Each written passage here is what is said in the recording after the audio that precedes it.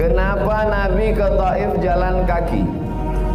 Karena kalau dia naik onta, naik kuda, naik keledai, pasti orang kafir musyrik Abu Lahab, Abu Jahal, Abu Sufyan curiga dan akan menangkap. Karena mereka sudah mengawasi. Nabi sudah berdakwah selama 10 tahun. Selama 10 tahun ini Nabi dianggap sudah mengganggu stabilitas keamanan kota Makkah. Dulu mereka berkuasa hebat, tiba-tiba Nabi mengajarkan persamaan. La farqa bainal arabi wal ajam wa la farqa bainal abyadi wal aswad. Tak ada beda antara orang kulit putih dengan kulit hitam. Dulu yang Arab kafir Quraisy gagah perkasa, tiba-tiba Nabi mengatakan yang berkulit hitam itu sama mulianya.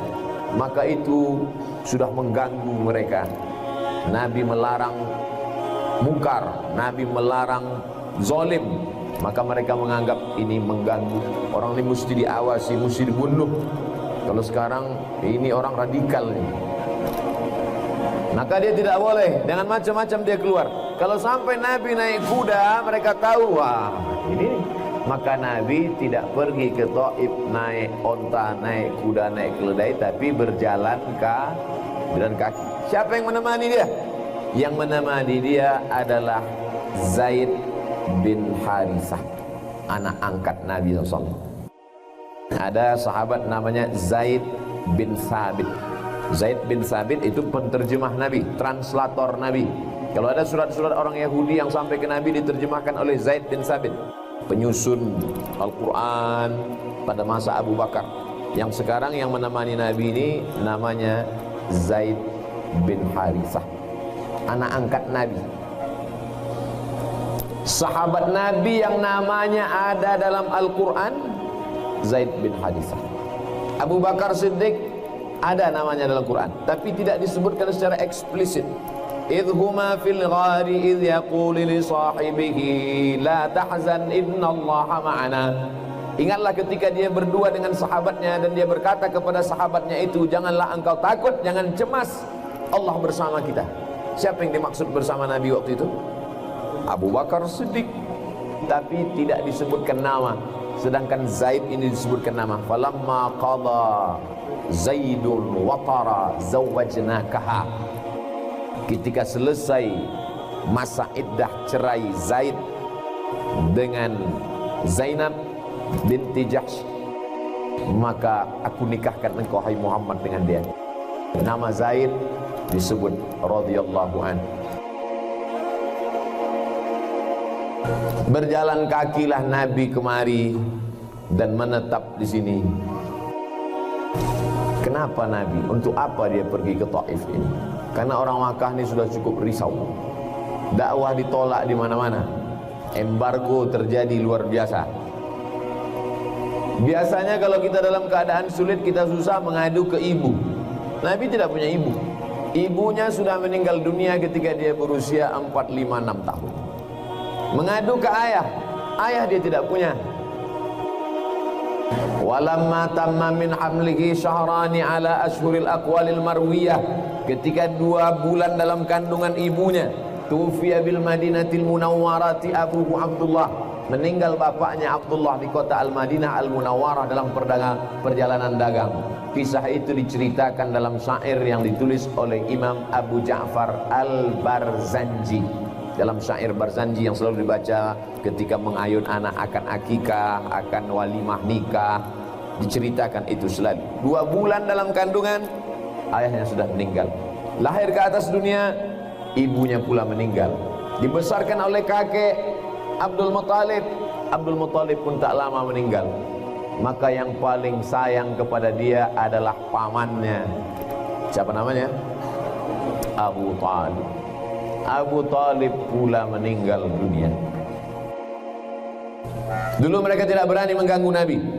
Jangan ganggu Abu Talib, karena Abu Talib anak Abdul Muttalib, Abdul Muttalib anak Hashim, Hashim anak Abdi Manaf, Abdi Manaf anak Qusay, Qusay yang pertama kali membangun Darun Nadwah, rumah yang paling besar, lembaga adat, tempat parlemen berkumpul di kota Makkah, itu dibangun oleh Qusay.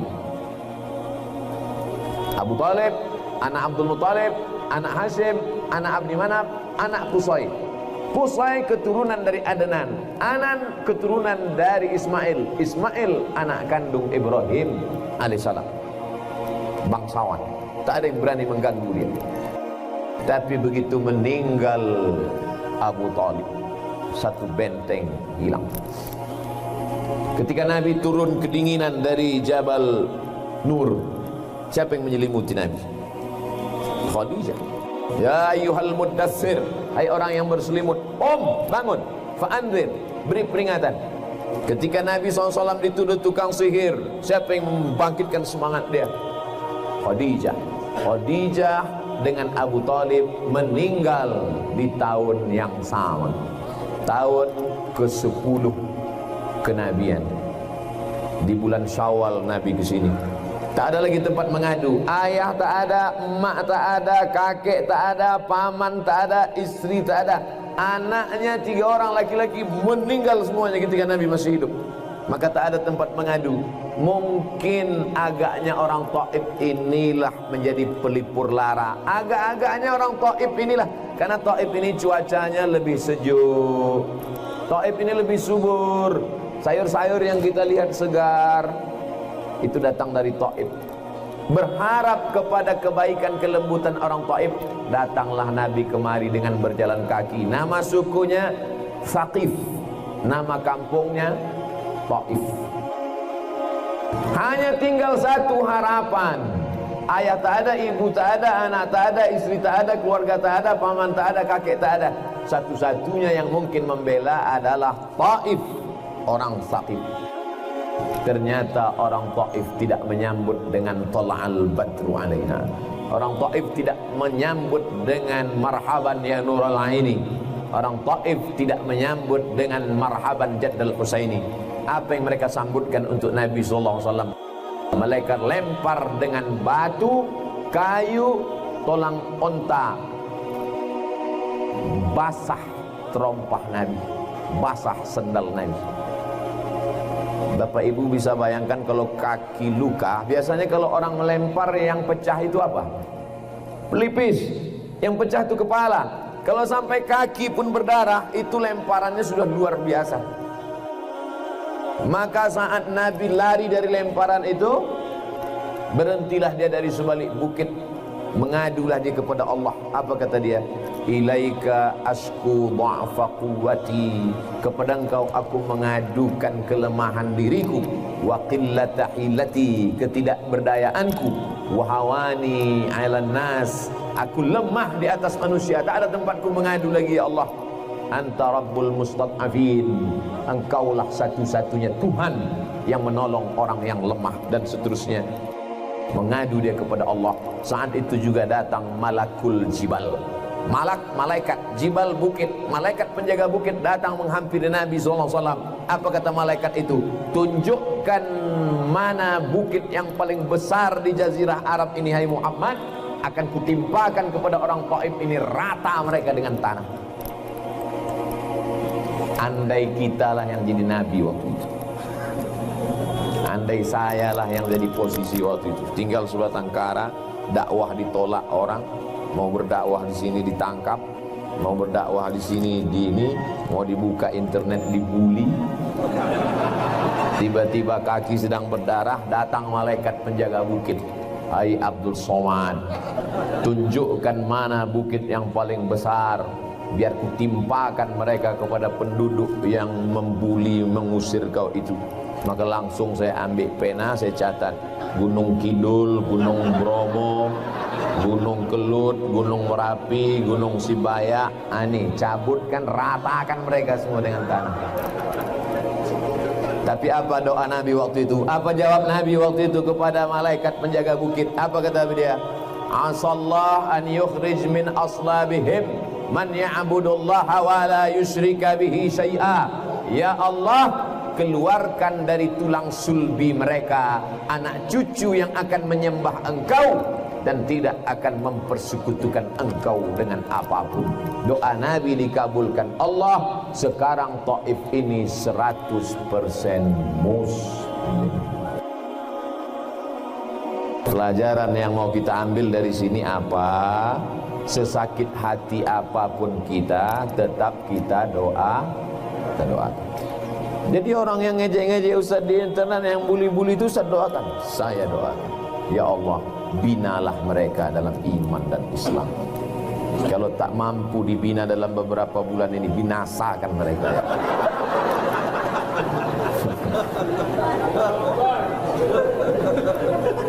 Saya doakan itu.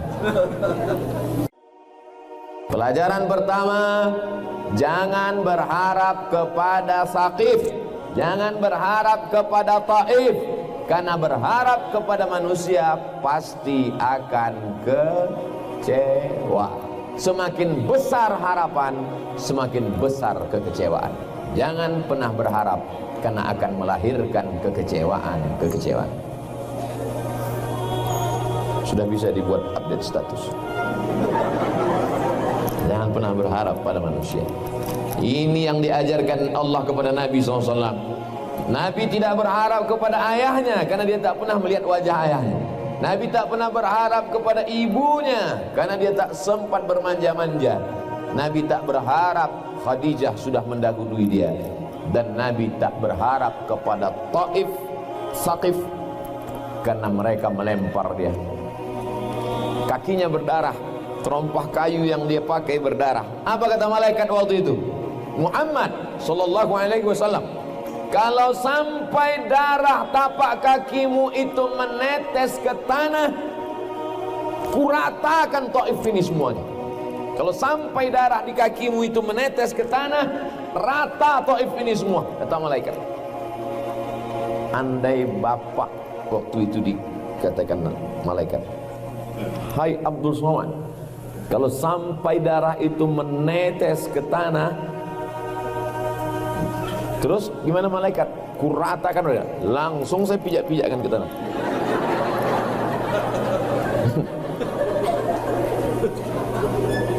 Tak sampai darah menetes, ditahan Nabi, karena kalau sampai menetes darahnya ke tanah, diratakan malaikat. Malaikat itu besar Pak Ustaz. Uli ajni'atim masna wa sulasa wa ruba'. Malaikat yang punya sayap 2, 3, 4. Dikepakkannya satu sayapnya ke timur sampai ke barat. Itulah makanya kalau malam Lailatul Qadar, paginya matahari redup. Ciri Lailatul Qadar, redup matahari subuh. Salamun hiya hatta matla'il fajr. Kenapa redup matahari saat subuh? Karena cahaya matahari dikalahkan oleh cahaya-cahaya malaikat. Makanya Nabi tidak pernah melihat malaikat Jibril dalam bentuk sempurna ketika di dunia. Karena kalau diperlihatkannya bentuk sempurna, tak muat dunia ini. Laqad ra'ahu nazlatan ukhra inda sidratil muntaha. Nabi melihat bentuk Jibril utuh sempurna ketika Isra Mi'raj di Sidratil Muntaha. Karena di dunia ini tak muat. Jadi malaikat itu kalau mau meratakan di dunia ini sekali hembus saja, habis. Gini kan sayapnya sekali, selesai. Makanya yang sombong-sombong, yang angkuh-angkuh, yang sok-sok mantap, yang sok-sok keren, yang sok-sok hebat itu malaikat udah lama mau kata malaikat. Ini sikit aja kata. Jadi kata Allah, jangan, biarkan dulu dia bernafas dengan udaraku, dengan paru-paru yang kutitipkan padanya, sampai dia beristighfar. Makanya doa Nabi Isa alaihissalam, in tu'adzibuhum fa innahum ibaduk. Kalau kau mau azab mereka ya Allah, sesungguhnya mereka adalah hambamu. Tapi Allah itu apa? Rahmati sabaqat ghadabi. Rahmatku lebih mendahului murkaku. Allah punya rahmat, Rahman, Rahim, tapi Allah juga punya murka. Azizun dzuntiqam, maha kuasa untuk membalas dan menghukum. Tapi pertama kali kita buka Quran, Bismillahirrahmanirrahim. Coba bayangkan kalau pertama kali buka Quran, Bismillahirrahmanirrahim. Udah rata semua dunia ini dengan tangan. Pelajaran pertama, jangan berharap pada manusia karena akan melahirkan kekecewaan. Yang kedua, semarah apapun kita, seemosi apapun kita, berdarah-darah pun kita, tapi tetap mendoakan, Allahumma hdi qaumi fa innahum la ya'lamun. berikanlah hidayah kepada kaumku karena mereka berbuat salah itu karena tak tahu. Yang tak tahu kita kasih tahu. Sudah kita kasih tahu, tak juga dia mau tahu, mudah-mudahan Allah beritahu dia dengan rahmatnya. Yang ketiga, Nabi SAW bernaung, bersandar ke satu batu, bersandar ke batu. Orang kalau bersandar, duduk bersandar itu kan pakai siku kan, siku sana. Ibu pakai siku kan, pakai siku. Siku itu bahasa Arabnya ku, kaf, waw, ain, ku, apa namanya? Ku, bersandar di siku. Maka tempat dia bersandar pakai siku di batu itu, dibangunlah satu masjid namanya Masjid Qub. Jadi tidak dibangun masjid besar, hanya tempat beberapa meter kali meter di tepi jalan saja. Disitulah tempat Nabi duduk menanti. Lalu kemudian di dekat situ ada kebun anggur sedang berbuah. Yang punya kebun anggur ini dua orang anak laki-laki Rabi'ah. Salah satunya namanya Atabah bin Rabi'ah. Dia punya budak. Bapak ibu tahu budak, hamba sahaya. Nama budaknya Addas, pakai ain, dal, alif, sin. Masih terbayang huruf-hurufnya? Ada juga sebagian orang, saya Pak Ustaz kalau udah saya pejamkan gak nampak lagi huruf ain. Terus yang nampak apa? Ayam. Ada juga sebagian. Nama budaknya Addas. Kata si Atabah, Addas, ta'al, sini Addas. Ya. Diambilnya lah setangkai anggur, kau kasih sama Muhammad. Rupanya sejahat-jahatnya kafir musyrik masih ada rahmah kasih sayang dalam hati. Ini kau kasih, kasihan ini. Datanglah si Addas membawa setangkai anggur tadi, diberikannya lah ke Nabi SAW. Ketika Addas memberikan setangkai anggur itu, Nabi pun memetik anggur itu. Pas mau masuk ke dalam mulutnya, Nabi mengucapkan, apa diucapkan? Bismillah. Bismillah.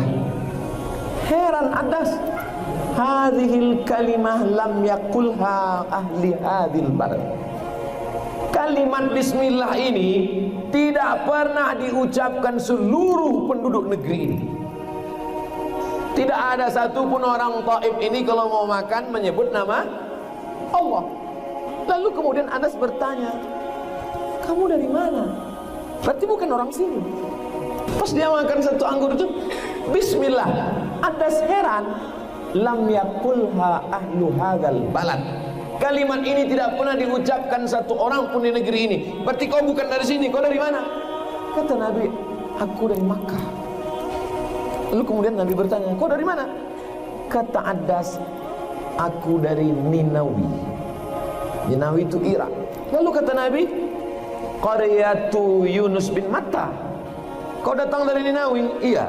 Dari kampung yang Yunus bin Matta. Betul. Kata Nabi, Yunus bin Matta itu saudaraku. Kata Addas, dari mana kau kenal Yunus bin Matta? Yunus bin Matta Nabi wa ana Nabi, dan aku Nabi. Aku sama-sama Nabi dengan Yunus bin Matta. Fa akabba ala ra'sihi wa qabbala yadayhi wa rijlaihi. Saat itu juga Addas mencium kepala Nabi dan mencium tapak tangan Nabi dan mencium kaki Nabi Muhammad sallallahu alaihi wasallam. Beruntung tak Addas. Satu anggur yang dia bawa bukan milik dia, karena dia hanya tukang jaganya. Yang punya kebun anak Rabi'ah, Atabah dan saudaranya. Yang memberikannya dia juga. Tapi rupanya yang bertuah, lucky man, beruntung adalah Addas. Addas hanya membawa dan ngobrol. Ketika itu sadarlah dia ini bukan orang biasa, dan dia adalah Nabi yang dinanti-nantikan. Kira-kira kalau hanya dialog sependek itu Mungkinkah menyentuh hati? Tidak. Tapi Allah sudah berkata dalam Al-Quran, alladzina atainahumul kitaba ya'rifunahu kama ya'rifuna abna'ahum. Orang yang dulu kami beri Alkitab, Taurat dan Injil mengenal Muhammad sallallahu alaihi wasallam sebagaimana mereka mengenal anak-anak mereka. Jadi Adas dia membaca Injil, dia membaca Taurat karena dia orang dari Irak dan dia tinggal di kampungnya Yunus bin Matta, salah seorang nabi yang diutus Allah Subhanahu wa taala, dan dia membaca dalam kitab-kitabnya ada nabi yang turun di jazirah Arab dan dia yakin akan bertemu. Pertemuan itu sudah diatur oleh Allah sedemikian rupa dan Adas amat sangat diberikan Allah keutamaan, kemuliaan dari pertemuan singkat. Maka untuk mengabadikan tempat pertemuan itu berdirilah satu masjid, namanya Masjid Adas. 10 hari Nabi menetap di sini. Adas memberikan setangkai anggur, bisa mencium kepala Nabi, bisa mencium tapak tangan Nabi, bisa mencium kaki Nabi. Bapak ibu beli tiket sekian puluh juta, mau melihat makam Nabi pun tak bisa. Kira-kira mana yang beruntung, Adas atau kita? Kita lebih beruntung. Kenapa kita lebih beruntung? Karena kata Nabi, ada nanti di akhir zaman yang meminum air telagaku, setelah meminum air telagaku la yazma'u fiha abada. Dia tak akan haus untuk selamanya di padang mahsyar nanti. Siapa itu ya Rasulullah? Amanu bi walam yarauni. Mereka tak pernah melihat aku, tak pernah memegang tanganku, tak pernah memandang wajahku, tapi mereka percaya kepada aku bahwa aku adalah utusan Allah Subhanahu wa taala. Kira-kira kita masuk tak itu? Mudah-mudahan kita semua masuk dalam golongan yang tak pernah melihat Nabi tapi beriman kepada Nabi. Jadi jangan sampai nanti Bapak Ibu dalam hati berkata, oh Allah tak adil Pak Ustaz, coba saya yang jadi Adas waktu itu. Andai kita sezaman dengan Adas, boleh jadi kita tidak ikut geng Adas, boleh jadi kita ikut geng yang lempar pakai batu dan tulang onta itu. Kenapa saya tidak sezaman dengan Abu Bakar ya Allah? Jangan ngomong gitu, gak kuat kita. Boleh jadi kalau kita ikut sezaman dengan Abu Bakar Siddiq, boleh jadi kita tidak satu geng dengan Abu Bakar, boleh jadi kita satu geng dengan Abu Jahal dan Abu Lahab. Oleh sebab itu maka tidak ada cara lain kecuali husnuzan kepada Allah Subhanahu wa ta'ala. Lalu kemudian pulanglah Nabi dari Taif. Dalam perjalanan pulang itu dia membaca Quran. Ketika dia sedang baca Quran, Nabi dapat wahyu. Itulah ayat, qul uhiya ilayya annahu istama'a nafarun minal jin. Ya Muhammad, ada beberapa jin mendengar kau baca Quran. Apa kata jin itu ketika Nabi baca Quran? Inna sami'na Qur'anan ajaba. Kami dengarkan bacaan Quran Muhammad itu amat sangat bagus. Jin, tempat Nabi baca Quran didengar oleh jin itu, didirikanlah masjid jin. Apa pelajaran yang ketiga dari sini? Bahwa manusia menolakmu, tapi kalau Allah berkehendak, yang nampak menolak, makhluk yang tak tampak pun bisa mengikut. Satu kampung Taif tidak ada satupun yang menyambut, yang merespon, yang mengikut. Justru yang merespon orang jauh dari Ninawi, Irak sana, yang mencium tangan Nabi. Tapi setelah pulang datang kabar gembira. Manusia tak ikut engkau tak apa-apa, tapi justru jin-jin ikut. Makanya jin terbagi dua, ada jin Islam, ada jin yang sebut jin kafir, jin non muslim. Wa inna minnal muslimuna wa minnal qasitun. Surat Al-Jin juz 29. Kami ini terbagi dua, ada jin muslim, ada jin kafir. Siapa itu yang jin muslim? Taharrau rasada, mereka selalu mencari kebenaran. Makanya sejak jin itu masuk Islam, Nabi mengatakan tidak boleh istinja pakai tulang.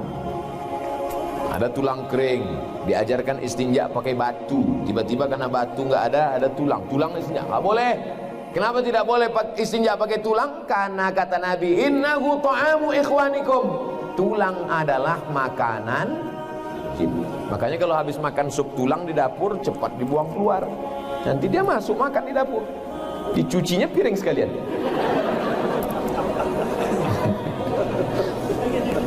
Banyaklah sekarang jin mengganggu. Kenapa? Manusia ini sudah sangat dahsyat. Dulu orang dagingnya dimakan, tulangnya dibiarkan untuk jin. Sekarang banyak jin marah. Tulang pun kami nggak dapat lagi sekarang. Ya manusia sudah habis dibuat tasbih tulang onta, dibeli oleh jamaah Labbaika dan PDA. La yabulanna ahadukum fil juhri. Ada lubang tanah, tidak boleh buang air kecil kencing di lubang. Kenapa?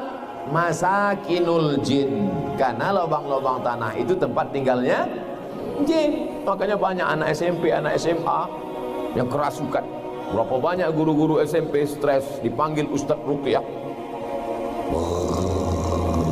Allahu la ilaha illa huwal hayyul qayyum la jin, kenapa ganggu anak SMP? Karena di belakang SMP ada lubang, mereka kencing di sana. Kenapa mereka kencing di sana? Sekolah nggak buatkan WC. Marah jin-jin. Artinya apa? Islam tidak hanya mengajarkan kita tata krama, sopan santun, etika, moral, akhlakul karimah sesama manusia. Tidak hanya mengajarkan berperi kemanusiaan, tapi juga berperi kejinan.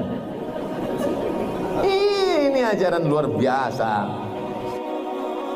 Lalu kemudian Nabi pun kembali ke Makkah. Tak berapa lama Nabi kembali ke Makkah, itulah suatu malam Nabi melihat turun Jibril alaihi salam. Fafaraja sadri, dibelahnya dadaku.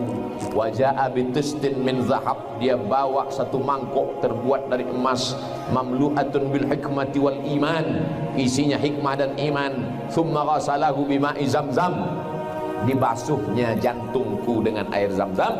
Thumma atbaqahu, setelah itu dirapatkan kembali. Setelah itu barulah Nabi dibawa. Turunlah ayat Subhanallazi asra bi'abdihi lailam minal masjidil harami ilal masjidil. Sudah jelas kronologis ceritanya. Meninggal istri, meninggal paman, susah hati, datang ke Taif, berharap disambut orang Taif, ternyata kaki berdarah.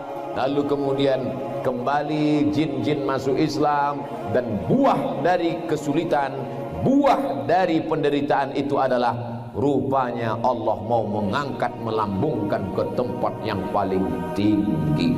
Kesimpulan pelajarannya, jangan stres, jangan susah hati, jangan putus asa.